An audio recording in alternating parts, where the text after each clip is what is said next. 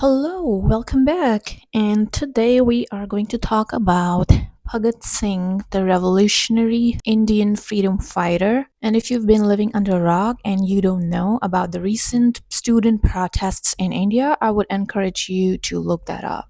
This video aims to dissect the anatomy of a revolutionary mind through the ideas of Bhagat Singh.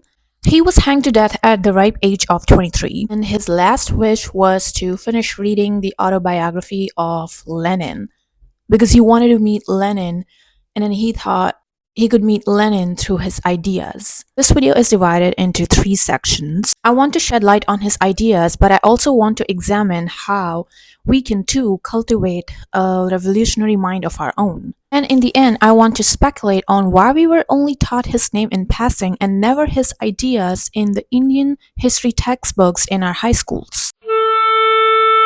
Rebellion for the sake of chaos is foolish and useless. We must know why we are rebelling against an order. He said a revolutionary movement should have a crystal clear vision of what it wants to achieve once it has overthrown the old systems of power. That vision must always be compatible with uplifting the ones who have been abused the most by the existing systems of power. If you're putting up a social or a political fight, you must have a vision of how your ideas would be better than the existing ones for not only yourself but also for the ones around you. You should know what your freedom looks like.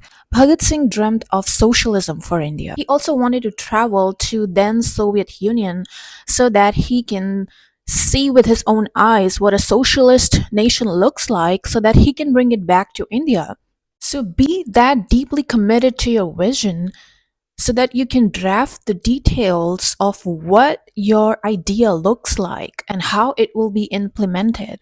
What will be the economic structure of this new world? What changes would be brought about? And be prepared to live with the fact that the life of a revolutionary does not have definitive outcomes. An indefinite life that the spirit will carry forward from one body to another through your ideas. And therefore, you as an individual does not matter, not in the sense that you do not matter, but in the sense that the movement is bigger than you, your ego. What's more urgent is the dissemination of ideas backed by your principles.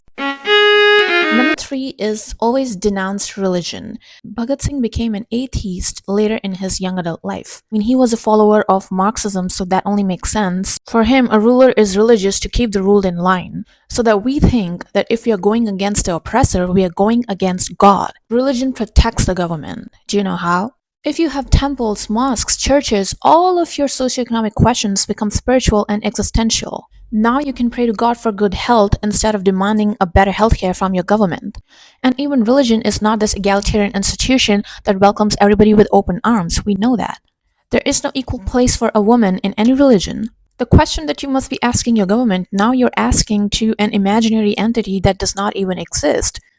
So it definitely benefits the government. You cannot be religious and a revolutionary. Now coming to the end of this video, why are Bhagat Singh's ideas not taught in schools? Indian society is inherently structured upon hierarchy. You can look up the caste system and you'll know. It appreciates unquestioned, unwavering loyalty to authority. You can look up what the Prime Minister has been doing all this time and you'll know. When the students were protesting, he made a reel to address that.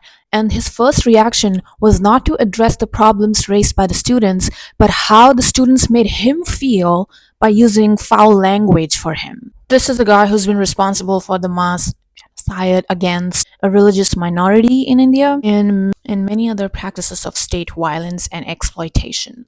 He is talking about feeling hurt. There are many other historical events and details that have completely disappeared from the school textbooks because they do not show the ruling party in a good light. Now is the time to be conscious in every possible way. And if you're interested in such sociocultural and political commentary, I will be bringing out more such videos. So please make sure to subscribe, like, and press all those buttons and come back for more. Thank you so much.